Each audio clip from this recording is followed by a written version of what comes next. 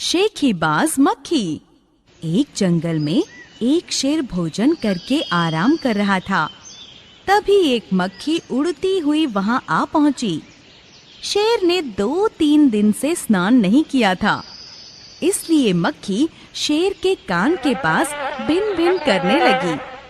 शेर को बहुत मुश्किल से नींद आई थी। शेर ने पंजे से मक्खी को उड़ाया। मक्खी फिर से उसके कान के पास भिन भिन करने लगी। अब शेर को गुस्सा आ गया। शेर दहाड़ा, अरे मक्खी, दूर हट, वरना तुझे अभी जान से मार डालूंगा।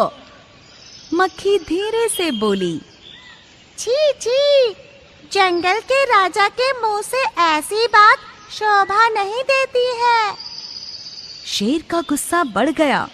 उसने कहा, एक तो तू मुझे सोने नहीं देती, ऊपर से मुझे जवाब देती है। चुप हो जा, वरना भी। मक्खी बोली, वरना क्या कर लोगे?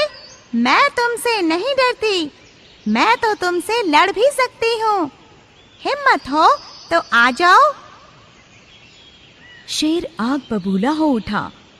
उसने कान के पास पंजा मारा। मक्खी तो उड़ गई, पर कान जरा छिल गया। मक्खी उड़कर शेर की नाक पर बैठ गई। शेर ने फिर पंजा मारा। मक्खी उड़ गई। इस बार शेर की नाक छिल गई। मक्खी कभी शेर के माथे पर बैठती, कभी गाल पर, तो कभी गर्दन पर। शेर पंजा मारकर खुद को घायल करता रहा। मक्खी तो झट से उड़ जाती। थक हार कर शेर बोला, मक्खी बहन, अब मुझे छोड़ो, मैं हारा और तुम जीती। मक्खी घमंड में चूर होकर आगे बढ़ी। सामने एक हाथी मिला। मक्खी ने कहा, अरे हाथी, मुझे प्रणाम कर। मैंने अभी जंगल के राजा शेर को हराया है। अब जंगल में मेरा राज चलेगा। हाथी ने सोचा, इस पागल मक्खी से कौन बहस करे। उसने सूंड ऊपर उठाकर मक्खी को प्रणाम किया और आगे बढ़ गया। सामने से आ रही लोमड़ी ने यह सब देखा। वह मंद मंद मुस्कुराने लगी। मक्खी ने लोमड़ी से कहा, अरे ओ लोमड़ी, चल मुझे प्रणाम कर। मैंने अभी अभी जंगल के राजा शेर और विशाल हाथी को हराया है। लोमड़ी ने भी उसे प्रणाम किया। फिर वह धीरे से बोली, जंगल की रानी धन्य हो, सबने आपको रानी मान लिया है, सिवाय उस मकड़ी के। मक्खी बोली, कहाँ है मकड़ी?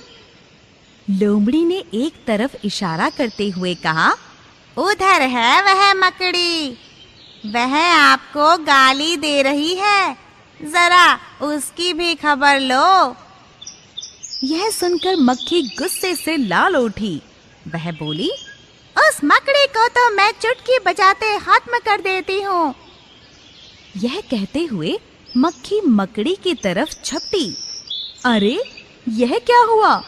मक्खी मकड़ी के जाले में फंस गई। मक्खी जाल से छूटने की ज्यों-ज्यों कोशिश करती गई, त्यों-त्यों और भी फंसती गई। अंत में वह थक गई, हार गई। यह देखकर लोमड़ी मंद मंद मुस्कुराती हुई वहां से चलती बनी।